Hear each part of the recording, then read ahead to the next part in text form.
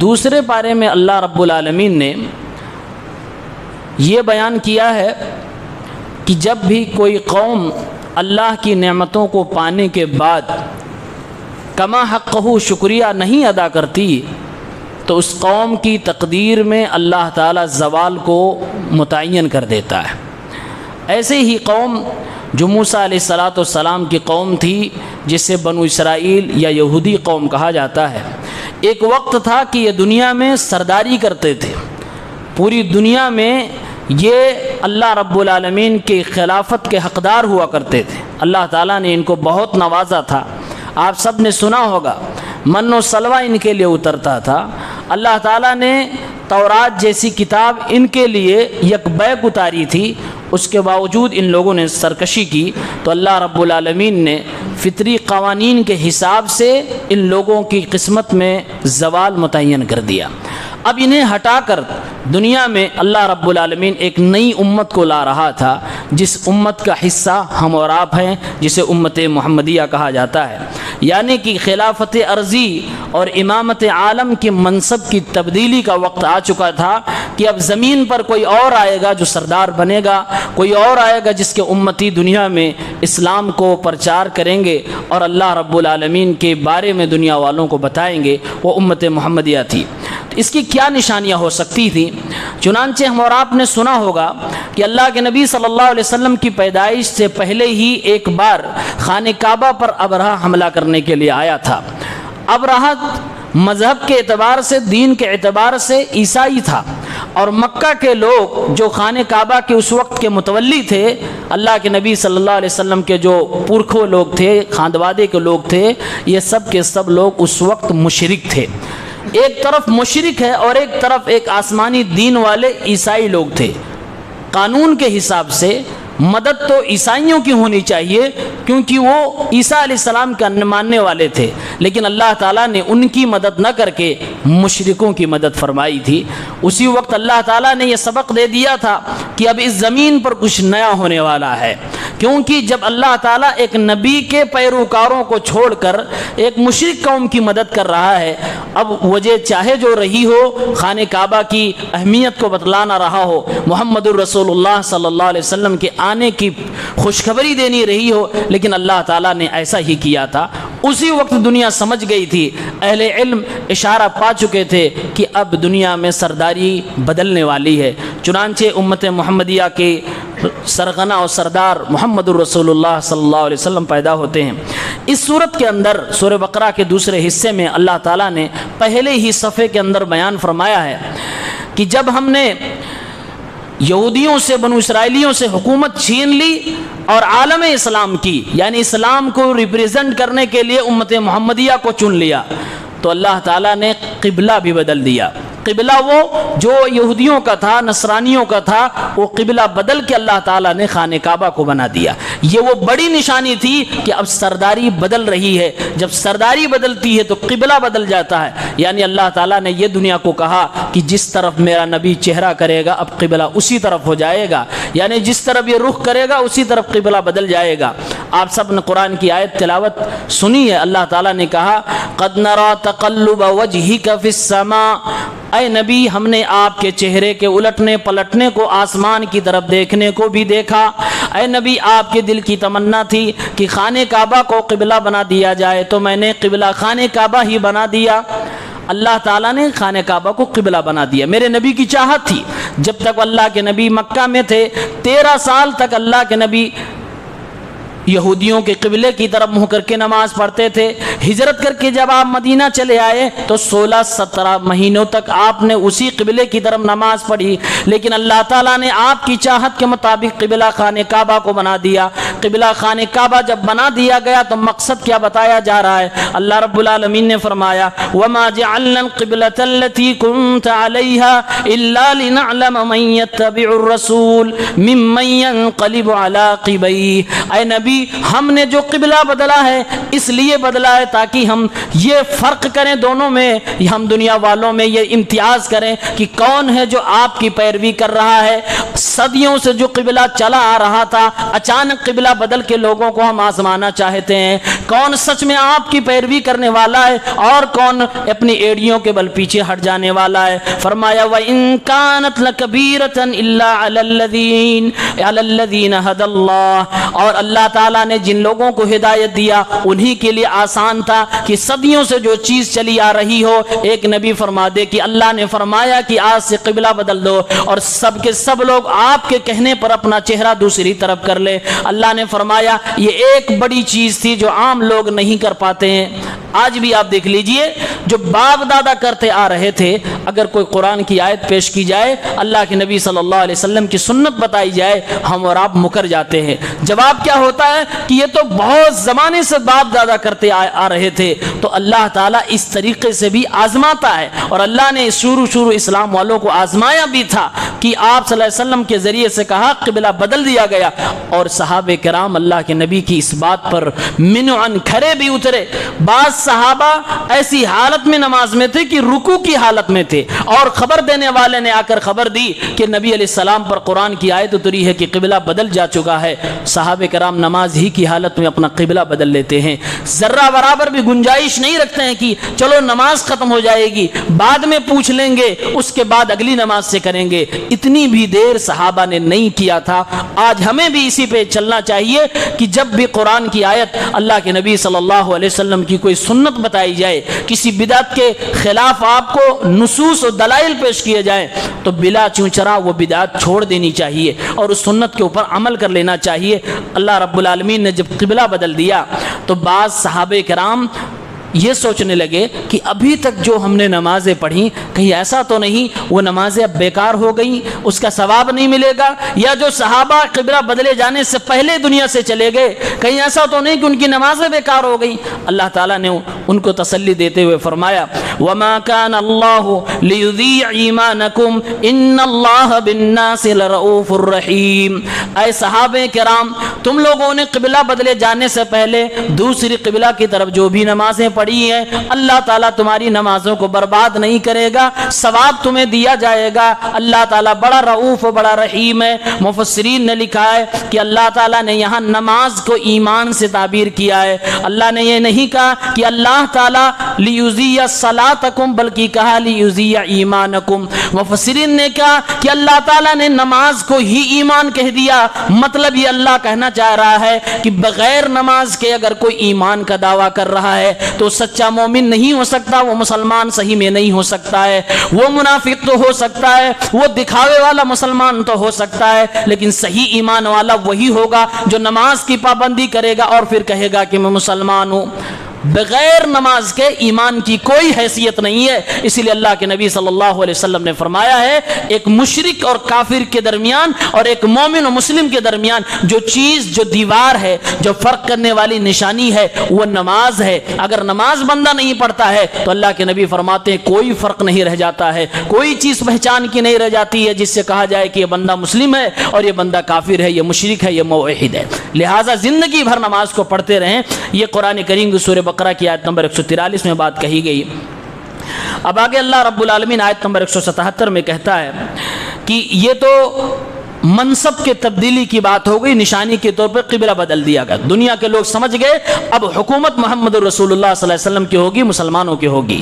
لیکن جب آپ کی اپنی حکومت بن جائے، جب آپ اپنے پیر پہ کھڑے ہو جائیں تو ظاہر سی بات ہے آپ کو اپنے سماج کو، اپنے معاشرے کو چلانے کے لیے قانون کی ضرورت پڑے گی۔ تو اللہ رب العالمین نے کچھ قوانین اس پارے کے اندر بیان فرمائے ہیں کہ مسلم سماج کیسے چلتا ہے۔ تو اللہ تعالیٰ نے پہلی چیز، بیسک چیز بیان فرمائی وَمِنَ النَّاسِ مَن يَتَّخِذُ مِن دُونِ اللَّهِ أَندَادًا يُحِبُّونَهُمْ كَحُبِّ اللَّهِ۔ لوگوں میں کچھ ایسے لوگ بھی ہیں جو اللہ رب العالمین کو جیسی محبت کرنی چاہیے اسی طرح وہ دنیا والوں کو بھی محبت کرتے ہیں. دنیا والوں کو جس کے سامنے وہ چڑھاتے ہیں، پتھروں کو اپنے معبودوں سے محبت کرتے ہیں، اپنے باباؤں سے محبت کرتے ہیں. اللہ یہ کہنا چاہ رہا ہے، اے میرے بندو، میں تمہاری محبت کا پہلا حقدار ہوں. اگر میری محبت کے ساتھ کسی کو اور شریک کرو گے، میری طرح کسی اور سے محبت کرو گے، تو گویا کہ تم شرک کر رہے ہو. اللہ رب العالمین سے محبت کے معاملے میں دنیا والوں کی 3 قسمیں ہیں. 3 طرح سے لوگ ایسے ہیں جو اللہ سے محبت کرتے ہیں. دنیا میں کچھ لوگ ایسے ہیں جو اللہ رب العالمین سے سب سے زیادہ محبت کرتے ہیں، اور اللہ کی محبت کے بعد رسول اللہ صلی اللہ علیہ وسلم سے کرتے ہیں. اس کے بعد دنیا کی دوسری ہستیاں آتی ہیں. یعنی مطلب یہ ہوا کہ اگر اللہ رب العالمین میں اور دوسری مخلوقات میں ٹکراؤ ہو جائے تو ماں باپ کو چھوڑ دیں گے، دوست احباب کو چھوڑ دیں گے، بیویوں کو چھوڑ دیں گے، لیکن اللہ رب العالمین کی بات کو نہیں چھوڑیں گے.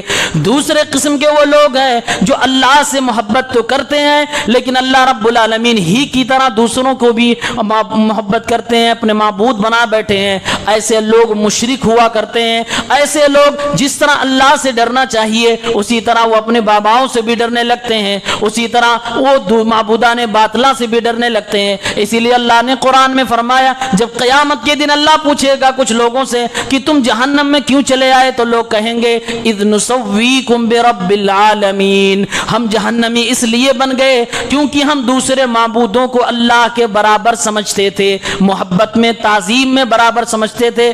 آج دیکھیے بہت سارے لوگ دوسروں سے، باباؤں سے یا کسی مزار سے، پتھر سے ایسے ڈرتے ہیں. مزار پتھر تو چھوڑیے، لوگ تعویذ سے ایسے ڈرتے ہیں جتنا وہ اپنے رب سے نہیں ڈرتے ہیں. تعویذ کو چھوتے ہوئے، کاٹتے ہوئے اتنا ڈر دل میں آ جاتا ہے کہ اتنا تو اللہ سے اگر بندہ ڈر جائے تو توحید پرست ہو جائے. تو ایسے لوگ گویا کہ وہ اللہ سے جس طرح ڈرنا چاہیے تھا اس طرح وہ غیر اللہ سے ڈرنے لگے. تو ایسے لوگ مشرک ہوا کرتے ہیں. اللہ تعالیٰ ایسے لوگوں کو جنت میں نہیں جانے دے گا. تیسری قسم لوگوں کی وہ ہے جو اللہ سے محبت کرتے ہی نہیں ہیں، وہ غیر اللہ ہی سے محبت کرتے ہیں اور اللہ کی محبت کی کوئی پرواہ نہیں کرتے. ایسے لوگ کافر ہوتے ہیں، ان لوگوں کی محبت حرام ہوتی ہے. تو بیسک چیز اللہ نے بیان فرمائی کہ جو مسلم سماج ہوگا، مسلم معاشرہ ہوگا، اس کی یہ پہچان ہوگی کہ وہ لوگ سب سے زیادہ اللہ سے محبت کرتے ہوں گے. اور جو قوم اللہ سے سب سے زیادہ محبت کرتی ہے وہ قوم اللہ کے لیے دنیا والوں سے محبت کرتی ہے. ہم اپنے ماں باپ کے حقوق ادا کریں گے تو اس لیے کیونکہ اللہ نے کہا ہے. ہم رسول اللہ صلی اللہ علیہ وسلم کی فرما برداری کر رہے ہیں اس لیے کہ اللہ نے کہا ہے. ہم آپ سے دلی محبت کرتے ہیں اس لیے کہ اللہ نے کہا ہے، اللہ کا مطالبہ ہے. تو جب بیس اللہ کی محبت بنے گی تو ہر عمل آپ کا عبادت ہو جائے گا، آپ کے دل کی دھڑکن عبادت ہو جائے گی، آپ کی زبان سے کسی کے لیے پیار کا جملہ وہ عبادت بن جائے گا. لیکن بیس کیا ہونی چاہیے کہ اللہ سے آپ کو محبت ہے، اس کی بنیاد پر یہ سارا کام آپ کر رہے ہو. تو یہ بنیادی چیز ہے جو مسلم سماج میں ہونی چاہیے، جو آج نہیں پائی جا رہی ہے. دوسری چیز اللہ تعالیٰ نے کہا کچھ لوگ ایسے ہوتے ہیں جو قبلے کی طرف منہ کر کے نماز تو پڑھ لیتے ہیں، جو توحید اور عقیدہ کچھ نہ کچھ اپنا ہی لیتے ہیں، اللہ رب العالمین کے لیے نماز بھی پڑھ لیتے ہیں، لیکن اسی کو پورا دین سمجھ بیٹھتے ہیں اور عمل کی دنیا میں بڑے کورے نظر آتے ہیں. تو ایسے لوگوں کو بھی نصیحت کرتے ہوئے اللہ تعالیٰ نے کہا لیس البر ان تولوا وجوهکم قبل المشرق والمغرب ولکن البر من آمن باللہ والیوم الآخر. صرف نیکی یہ نہیں ہے کہ تم اپنا چہرہ مشرق کی طرف یا مغرب کی طرف کر لو، بلکہ نیکی تو اصل میں یہ ہے کہ تم اللہ پر ایمان لاؤ، آخرت کے دن پر ایمان لاؤ، والملائکۃ والکتاب والنبیین، فرشتوں پر ایمان لاؤ، قرآن پر ایمان لاؤ، تمام نبیوں پر ایمان لاؤ. وآت المال علی حبہ ذوی القربى، مال سب کے نگاہ میں محبوب ہوتا ہے، سب کو مال پیارا ہوتا ہے. اللہ نے فرمایا اس پیار کے باوجود اپنے مال کو اپنے رشتہ داروں پہ خرچ کرو، والیتامی یتیموں پہ خرچ کرو، والمساکین مسکینوں پہ خرچ کرو، وابن السبیل مسافروں پہ خرچ کرو، والسائلین مانگنے والوں پہ خرچ کرو، وفی الرقاب جن کی گردنیں بندھی ہوئی ہیں جو جیلوں میں ان کو چھڑانے کے لیے خرچ کرو، واقام الصلاۃ اور دراصل اصلی نیکی تو یہ ہے کہ تم نماز کی پابندی کرو، وآت الزکاۃ اور زکوٰۃ کی ادائیگی کرو، والموفون بعہدہم اذا عاہدوا اور جب کسی سے کوئی وعدہ کر لو تو وعدہ کو پورا کرو، والصابرین فی البأساء والضراء والضراء وحین الباس، اور تم صبر کرو جب اللہ تعالیٰ تمہیں آزما لے، تمہارا بزنس ٹھپ ہو جائے، کھانے کو تمہیں کچھ نہ ملنے لگے، تنگ دستی آ جائے، جیب خالی ہو جائے، ایسی حالت میں صبر کرو، والضراء، اور جب تم پر کوئی مصیبت آ جائے، پریشانی آ جائے، اس وقت صبر کرو، وحین الباس، جب جنگ کا ماحول بن جائے، لوگ تمہیں ڈرانے پہ آ جائیں، اس وقت تم صبر کرو اور اپنے دل کو مضبوط کرو۔ اللہ نے فرمایا یہی اصلی نے کی ہے، اولئک الذین صدقوا واولئک هم المتقون، یہی لوگ جو سچے ہیں، ایمان والے ہیں، اور یہی لوگ حقیقت میں اللہ سے ڈرنے والے ہیں۔ تو اصل نیکی یہ نہیں ہے کہ قبلہ کی طرف منہ کر لیا، اب نماز پڑھ لی، بس ہم مسلمان ہو گئے، یہ چیزیں بھی آنی چاہیے، حقوق العباد اور حقوق اللہ دونوں کی ادائیگی ہونی چاہیے۔ اب آگے اللہ رب العالمین نے آیت نمبر 188 میں رمضان کا ذکر کرنے کے بعد، روزے کا بیان کرنے کے بعد، اللہ تعالی نے فرمایا کہ سماج تب اچھے سے چلتا ہے جب سماج میں ایمانداری پائی جائے۔ اگر ایک اچھا سماج ہو، ایک اچھا گاؤں ہم نے قائم کر دیا، لیکن اس گاؤں میں ایسے لوگ ہیں، دو چار ہی قسم کے لوگ، دو چار پانچ لوگ ایسے ہیں جو بےمانی کر رہے ہیں، لوگوں کو لوٹ رہے ہیں، لوگوں کا مال باطل طریقے سے کھا رہے ہیں، تو اس سماج میں کبھی بھی سکون نہیں آ سکتا ہے۔ تو اس لیے اللہ تعالیٰ نے فوراً اس کے بعد فرمایا وَلَا تَأْكُلُوا أَمْوَالَكُمْ بَيْنَكُمْ بِالْبَاطِلِ وَتُدْلُوا بِهَا إِلَى الْحُكَّامِ، اے مسلمانوں تم آپس میں ایک دوسرے کا مال باطل طریقے سے نہ کھایا کرو، تم حرام کاروبار کر کے مال کمانے کی کوشش نہ کیا کرو، کسی کو ٹھگ کے، کسی کی بےمانی کر کے تم مال نہ کمایا کرو۔ وَتُدْلُوا بِهَا إِلَى الْحُكَّامِ، کبھی کبھی ایسا ہوتا ہے کہ ایک غریب آدمی ہے، اس کی زمین ہے، اس کی جائیداد ہے، لیکن ایک بڑا آدمی ہے جس کو قانون کی جانکاری ہے، کورٹ کچہرے میں لے جا کر معاملہ لے جاتا ہے، ایک اچھا سا وکیل رکھ کر اس غریب کی زمین کو ہڑپ لیتا ہے، کیونکہ وہ اچھا وکیل نہیں لگ پا رہا ہے، وہ پیسے افورٹ نہیں کر پا رہا ہے۔ اللہ نے فرمایا تم ایسا ہرگز نہ کیا کرو، وَتُدْلُوا بِهَا إِلَى الْحُكَّامِ، کہ تم اپنے معاملات کو باطلوں حاکموں کے پاس اس لیے لے جاؤ تاکہ کچھ لے دے کر ہم اپنے حق میں فیصلہ کروا لیں گے۔ اپنے حق میں فیصلہ کروانے کے لیے رشوت دے دے کر تم اگر دوسرے کا مال ہڑپ رہے ہو، اللہ نے فرمایا کہ تم حرام کھا رہے ہو۔ لِتَأْكُلُوا فَرِيقًا مِّنْ أَمْوَالِ النَّاسِ بِالْإِثْمِ، اس طریقے سے لوگ گناہ کر کر کے لوگوں کا مال ہڑپ جاتے ہیں اور کھا جاتے ہیں، جبکہ ان کو پتہ بھی ہوتا ہے وَأَنْتُمْ تَعْلَمُونَ کہ وہ حرام کام کر رہے ہیں، یعنی تم جان رہے ہو یہ میرا حق نہیں، یہ میری زمین نہیں، یہ میرا حصہ نہیں، پھر بھی تم وکالت کی بنیاد پر، اچھے وکیل کی بنیاد پر معاملہ اور مقدمہ جیت کر اپنے حق میں لے رہے ہو۔ اللہ کے نبی نے فرمایا تھا کوئی اگر وکیل اپنی زبان کی وجہ سے مقدمہ جیت جائے اور اس کے حق میں فیصلہ آ جائے اور حقیقت میں وہ چیز اس کی نہیں ہے، تو فیصلہ آنے کے بعد بھی وہ چیز اس کے لیے حرام ہے تو ہے، وہ حلال نہیں ہو سکتا، کیونکہ حقیقت تو اللہ رب العالمین جانتا ہے۔ اور روزے کے بعد اللہ تعالیٰ نے اس چیز کو کیوں ذکر کیا؟ مفسرین نے لکھا ہے کہ روزہ کے بعد اللہ تعالیٰ نے یہ ایمانداری کی بات اور حرام سے بچنے کی بات کیوں ذکر کی ہے؟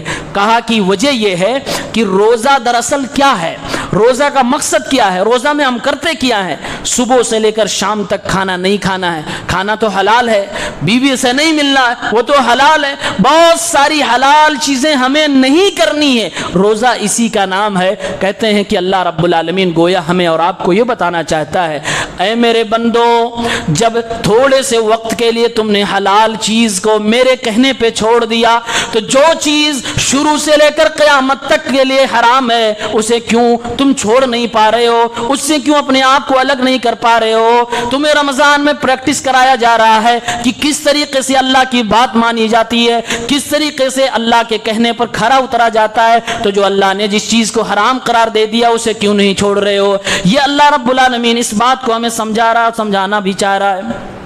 اب اس کے بعد کوئی بھی سماج ہو تو کچھ لوگ ایسے ہوتے ہیں جو منافق ٹائپ ہوتے ہیں، جو آستین کے سانپ ہوتے ہیں، اگر ایسے لوگ بھی سماج کے اندر ہو تو سماج اور معاشرہ کبھی بھی صحیح نہیں رہ سکتا، ہمیشہ اس میں فتنہ، فساد، لڑائی جھگڑا، چولی، غیبت یہ سب ہوتا رہے گا۔ اس لیے اللہ تعالیٰ نے سورہ بقرہ ہی میں آیت نمبر 204 اور 206 میں یہ بتا دیا کہ منافقوں کی پہچان کیا ہوتی ہیں۔ بڑی جامع آیت ہے، غور سے سنیے، زندگی میں لوگوں کو پرکھنے میں بڑا کام آئے گا۔ اللہ تعالیٰ نے منافقوں کی نشانیاں بتلاتے ہوئے فرمایا وَمِنَ النَّاسِ مَن يُعْجِبُكَ قَوْلُهُ فِي الْحَيَاةِ الدُّنْيَا دنیاوی چیزوں میں جب بات کرنے لگیں گے تو تمہیں بڑا اچھا لگے گا۔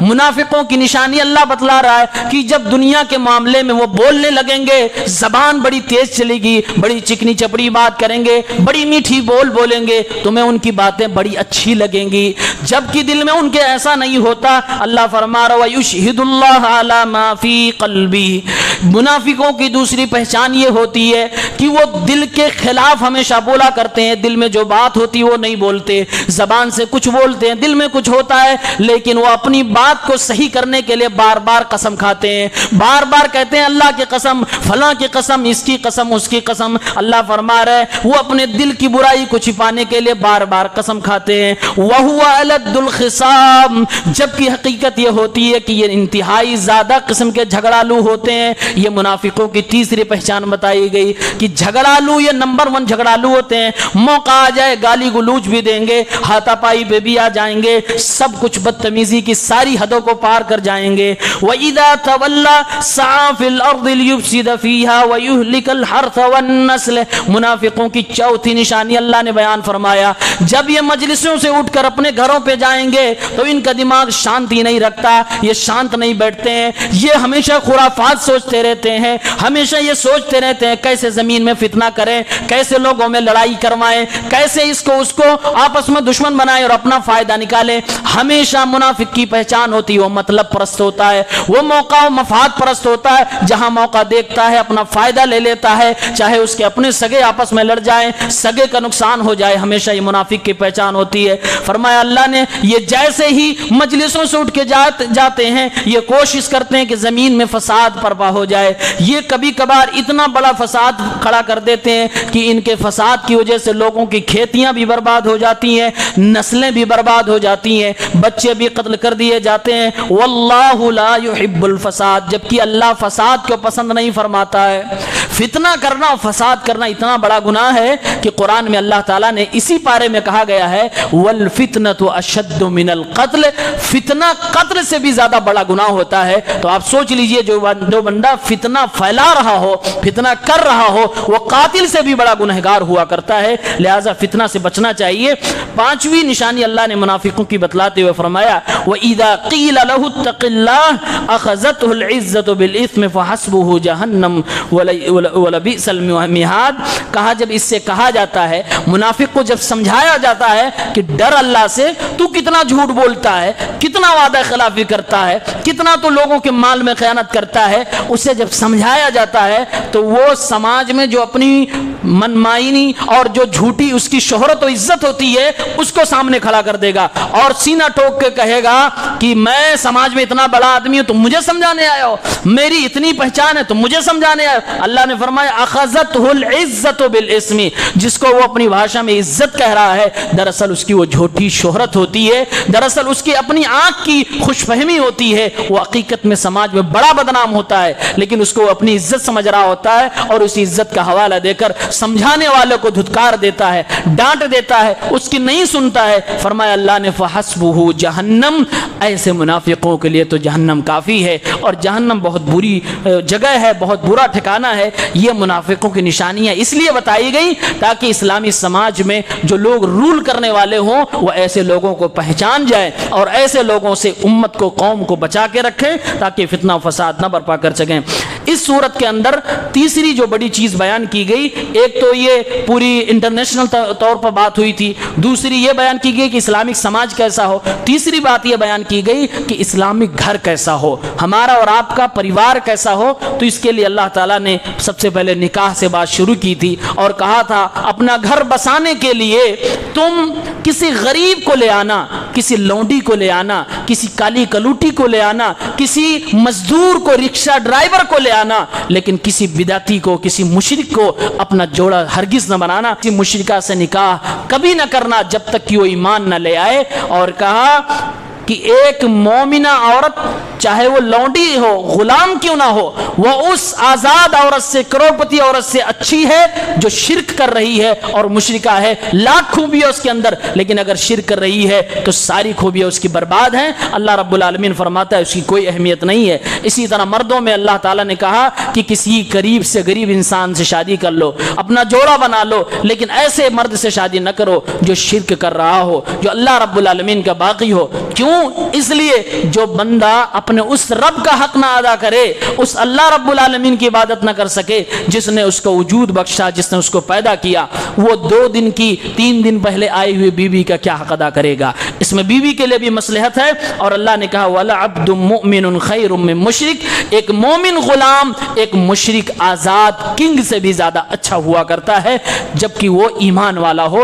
ایمان والے بندے کے ساتھ شادی ہونی چاہیے. یہاں سے اللہ تعالیٰ نے شروعات کی ہے اور وجہ بتلاتے ہوئے فرمایا اے مسلمانوں تمہارے لیے دنیا ہی تو سب کچھ نہیں ہے, تمہیں مر کر اللہ رب العالمین کے پاس جانا ہے, تمہیں تو جنت پانی ہے, تو جنت کو اگر سامنے رکھو گے تو یہ بات تمہیں سمجھ میں آئے گی. فرمایا اولئک یدعون الی النار, مشرکوں سے اس لیے منع کر رہا ہوں کیونکہ یہ لوگ تمہیں جہنم کی طرف لے جائیں گے. واللہ یدعو الی الجنت والمغفرۃ باذنہ, اور اللہ تعالیٰ کے جو نیک بندے ہوں گے, توحید والے ہوں گے, جو اللہ کی عبادت کی بات کرنے والے ہوں گے, وہ تمہیں اللہ کی جنت کی طرف لے جائیں گے. اور اللہ تعالیٰ اسی لیے تمہیں یہ باتیں بتلا رہا ہے تاکہ تم سمجھ سکو, لعلکم تذکرون, تاکہ تمہیں سمجھ آئے, تم نصیحت حاصل کر سکو. یہ نکاح کی بات کر کے اللہ تعالیٰ نے سمجھو کہ گھریلو مسائل کو آدھا سے زیادہ حل کر دیا. اب اس کے بعد جو پریشانیاں آتی ہیں وہ پریشانیاں اگر آ بھی جائے, طلاق ہو جائے, تب بھی اللہ تعالیٰ نے نصیحت کرتے ہوئے کہا وَلَا تَنْسَؤُوا الْفَضْلَ بَيْنَكُمْ إِنَّ اللَّهَ بِمَا تَعْمَلُونَ بَصِيرٌ. اگر تمہیں کبھی جدائی بھی اختیار کرنی پڑے تو وہاں مار کاٹ کر کے, لڑائی جھگڑا کر کے, خون خرابہ کر کے, پوری قوم و ملت کو بدنام کر کے, بے عزت کر کے, کوٹ کچہری ادھر ادھر کر کے نہ جایا کرو. تمہیں جدا ہونا نہیں جم رہا ہے, آسانی سے پیار سے تم الگ ہو جاؤ, جدا ہو جاؤ. وَلَا تَنْسَؤُوا الْفَضْلَ بَيْنَكُمْ, تم دونوں کے درمیان جو پہلے محبت تھی, کیونکہ طلاق اسی میں ہوتا ہے جو پہلے رشتے میں رہ چکے ہو, تو اللہ نے فرمایا کہ جو تم دونوں کے درمیان آپس میں پہلے میل ملاپ تھا اس کو کبھی نہ بھولنا اور اسی کو سامنے رکھ کر پیار سے اچھے انداز میں ایک دوسرے سے الگ ہو جاؤ. تم الگ ہو جاؤ, وہ الگ ہو جائے. اور اللہ تعالیٰ تمہارے ہر عمل کو دیکھ رہا ہے. یہ اللہ رب العالمین کی طرف سے نصیحت ہے. ہوتا آج یہ ہے کہ جب میاں بیوی الگ ہونے لگتے ہیں, طلاق یا خلا کی نوبت آتی ہے تو بڑی نوٹنکی ہوتی ہے, بڑے ڈرامے ہوتے ہیں, جتنی اس میں لذت نہیں ہوتی ہے اس سے کئی گنا اس کو عذاب بنا دیا جاتا ہے. دیکھنے والوں کو لگتا ہے کہ حقیقت میں شادی بیاہ ایک طرح کا گناہ ہے, ایک جرم ہے, ورنہ یہ دن ہم کو بھی دیکھنا پڑ سکتا ہے. یہ کہیں نہ کہیں اس جوڑے کی طرف سے غلطی ہوتی ہے کہ اگر تمہیں جدا بھی ہونا ہے تو اس کے لیے سسٹم ہے, اس سسٹم کے تحت آسانی سے آپ جدا ہو جاؤ تاکہ وہ بھی اگلا کہیں شادی کر سکے, وہ بھی کر سکے. دونوں اگر عزت سے ایک دوسرے سے جدا ہوں گے آسانی سے دونوں کا رشتہ بھی لگ سکتا ہے, اللہ تعالیٰ کی اس نصیحت پہ عمل بھی ہو سکتا ہے. اخیر میں اللہ تعالیٰ نے وہ طالوت کا اور جالوت کا واقعہ ذکر کیا ہے جو آخری رکعت میں پڑھی گئی ہے. وہ واقعہ بھی بڑا اچھا ہے, بڑا سبق آموز ہے. ہم اور آپ اگر موقع ملے تو اسے پڑھیں. اللہ تعالیٰ ہم سب کو عمل کی توفیق عنایت فرمائے. آمین. وآخر دعوانا ان الحمد للہ رب العالمین. والسلام علیکم ورحمۃ اللہ وبرکاتہ.